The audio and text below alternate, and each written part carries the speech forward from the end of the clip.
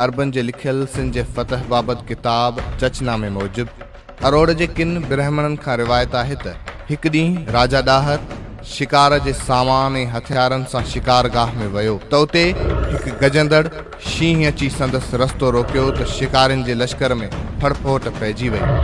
राजा ॾाहर घोड़े तां लही शींहं जे साम्हूं थियो ऐं वॾी बहादुरीअ सां शींहं जो मुक़ाबिलो करे खेसि मारे विधो।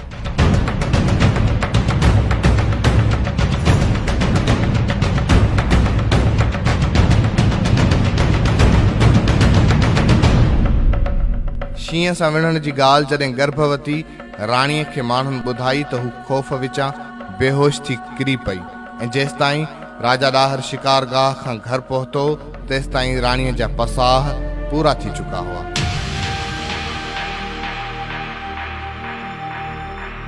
पर संदसि पेट में ॿार अञा जीअरो हो, जंहिं ते राजा ॾाहर यकदमि डायन जी मदद सां राणीअ जो व्यम कराए ॿार खे बचाए वरितो ऐं उन ॿार ते राजा ॾाहर नालो जयसीना रखियो, जंहिंजी माना आहे शींहं ते फतह पाइण वारो।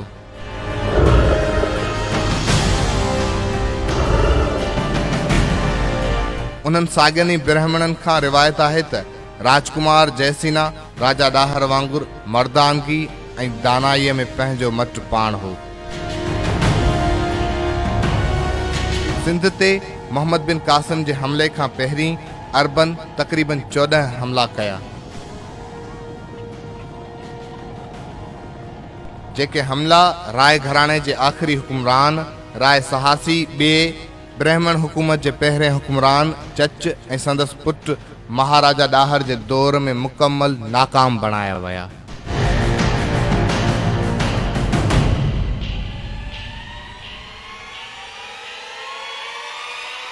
अरबन जे उन्हनि हमलनि मां आख़िरी ॿ हमला 706 ईस्वी ऐं 707 ईस्वीअ में अब्दुल्ला ऐं बुदैल जे अॻवाणीअ में देबल बंदरगाह ते कया विया। जिन ॿिन्ही हमलनि खे राजकुमार जयसीना पंहिंजी बहादुरी ऐं हिकमत अमलीअ सां नाकाम बणायो ऐं जिन में अरबन जा उहे ॿई सिपह सालार अब्दुल्ला ऐं बुदैल जयसीना जे हथां मारिजी विया। उन खां पोइ सिंध ते अरबन जो आख़िरी हमलो मोहम्मद बिन कासिम जी अॻवाणीअ में 712 ईस्वीअ में कयो वियो, जंहिं हमले में अरबन दोखे ऐं दगा सां मक़ामी गदारनि जी मदद सां देबल बंदर खे फतह करे उते 7 ॾींहंनि ताईं क़त्ले आम कयो, जंहिंमें हज़ारे माण्हुनि खे शहीद कयो वियो, जिन में वॾे तादाद में बुज़ुर्ग, औरतूं ऐं ॿार बि शामिल हुआ।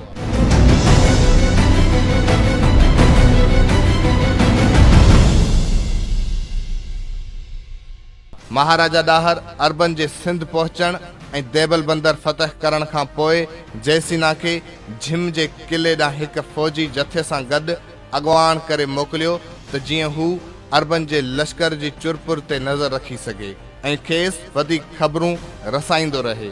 झिम जे किले मां वेही जयसीना अरबन ख़िलाफ़ गोरीला वेड़ कई ऐं संदन फ़ौज खे नुक़सान रसायो। उन खां पोइ अरब लश्कर नेरोन कोट, सेवण ऐं दहलेल जा किला मक़ामी गदारनि जी मदद सां फतह करण खां पोइ राजा ॾाहर सां रावड़ जे किले वटि 712 ईस्वीअ जे रमज़ान महीने में जंग कई।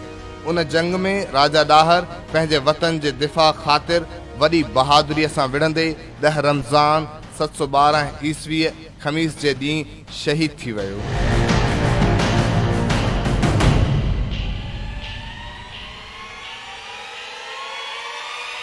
मुमताज़ हुसैन पठान पंहिंजे किताब तारीख़ सिंध अरब दौर में राजा ॾाहर जी शहादत खां पोइ संदसि बहादुर पुट जयसीना बाबति हिन रीत लिखियो आहे त जयसीना ब्रह्मणाबाद जे किले में वञी जंग जी तयारी करण लॻो ऐं सिंध ऐं हिंद जे राजाउनि खे मदद लाइ ख़त लिखिया, पर किताब खेसि मदद कान मिली त जीअं हू पंहिंजे वतन खे ॿाहिरें हमले आवरनि खां बचाए सघे।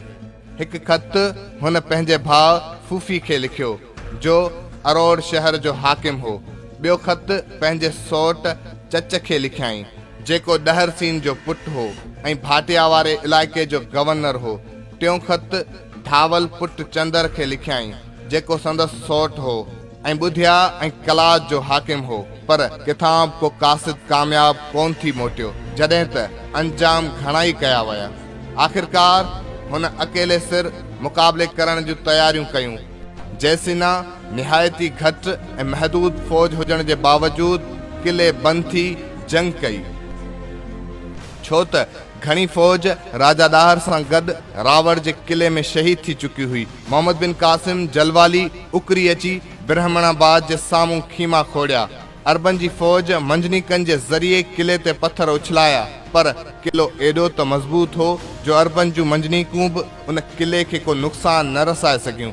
जैसिना जी फ़ौज रोज़ानो किले खां ॿाहिरि निकिरी अरबन सां जंग कंदी रहंदी हुई ऐं उहो सिलसिलो 6 महीननि ताईं जारी रहियो, जंहिं अरबन जे लश्कर खे बेज़ार करे विधो ऐं अरबन जे लश्कर खे रसद जे सामान जी तंगी थी पई। तॾहिं मोहम्मद बिन कासिम सिंध जे गद्दार मौके पुट वसाए खे ख़त लिखियो त जैसिना असांजी रसद वारा रस्ता बंदि करे छापामार कारवायूं करे असांजी फ़ौज खे नुक़सान रसाए रहियो आहे।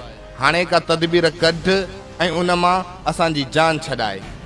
हिकु राति जैसिना रसद जो सामान हथ करण ऐं अरबन जो रसद वारनि रस्तनि खे बंदि करण ख़ातिर किले खां ॿाहिरि निकिरी वियो ऐं हेॾां मौके बिन वसाए जैसिना जी गैर हाज़िरीअ में उन्हीअ राति दोखे सां किले जा दरवाज़ा खोले छॾिया, छो त हू अंदरां ई अंदरां अरबन सां मिलियल हो। अहिड़ीअ रीति अरबन दगा सां उहो किलो हथ कयो ऐं उतां जी अवाम खे पंहिंजियुनि तलवारुनि जो खाज बणायो। अरब लेखक अल बलाज़री जी किताब फतुहुल बलदान जे मुताबिक़ ब्रह्मणाबाद जे किले फ़तह करण वक़्तु तक़रीबन 8000 सिंधियुनि जो क़त्लेआम कयो वियो। जॾहिं जैसिना खे ब्रह्मणाबाद जे किले जे फुरजण ऐं पंहिंजनि माण्हुनि जे क़त्लेआम जी ख़बर पई, तॾहिं हुन सख़्तु कावड़ जो इज़हार कयो ऐं पंहिंजे बचियल जथे सां चितौर, कनूज ऐं अजमेर जे बादशाहनि खां मदद हासिल करण लाइ निकिरी वियो। राजा ॾाहर जो पुटु जेको चितौर ॾांहुं मदद हासिल करण लाइ वियो हो, सो मोहम्मद बिन कासिम जे मारिजी वञण खां पोइ वापसि ब्रह्मणाबाद मोटी आयो ऐं ओसे पासे वारा इलाइक़ा ॿीहर फ़तह करे वरिता। अल बलाज़रीअ जी किताब फतुहुल बलदान मां ज़ाहिर थिए थो त जैसिना सिंधु नदीअ जे खाॿे पासे वारा सभु शहर ॿीहर फ़तह कया ऐं जिन माण्हुनि अरबन जी आण मञी हुई तिन वरी पंहिंजे राजा सां बांह ॿेली थी बीहण जो पको पह कयो। उन वक़्तु सिंध में बनु उमैया जो गवर्नर हबीब बिन मुहल्लब हो, पर उन राजा जैसिना सां का बि खौंस करण जी हिम्मत कान कई। राजा जैसिना तक़रीबन अधु सिंध अरबन जे कब्ज़े मां आज़ाद कराई। सिंध उन वक़्तु 2 हिसनि में विरहायल हुई। ओलह सिंध ते अरबन जो राज हो, उन में देबल बंदर, सेविस्तान यानी सेवण जा शहर शामिल हुआ। उन जो तख्तगाह अरूड़ हो, जॾहिं त ओभर सिंध जा शहर जिन में हाणोको नवाबशाह, सांघड़, मौजूदा ख़ैरपुर जा किला ऐं थरपारकर वींदे कच्छ ताईं अची वञनि था, जेके राजा जैसिना जे कब्ज़े हेठि रहिया ऐं उन जो तख्तगाह ब्रह्मणाबाद रहियो। अरब गवर्नर हबीब बिन मुहल्लब खां पोइ जुनैद बिन अब्दुर्रहमान खे गवर्नर जे उहिदे ते मुक़ररु करे सिंध मोकिलियो वियो, जंहिं अचण सां ई राजा जैसिना सां अगराई करणु शुरू कई ऐं खेसि खिराज ॾियणु ऐं पेश पवण जो हुकुम कयो।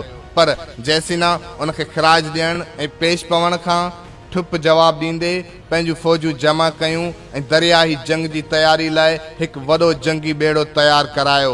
होॾां जॾहिं जुनैद खे उन ई हक़ीक़त जी ख़बर पई, तॾहिं हुन पिणु साॻियूं तयारियूं शुरू कयूं ऐं आख़िरकार सिंधु दरिया ते ॿेड़नि जी हिकु वॾी जंग लॻी, जंहिंमें ॿिन्ही फ़ौजुनि जा हज़ारे फ़ौजी मारिजी विया ऐं मक़ामी गदारनि जी मदद सां राजा जैसिना खे दोखे सां गिरफ़्तार करे शहीद कयो वियो।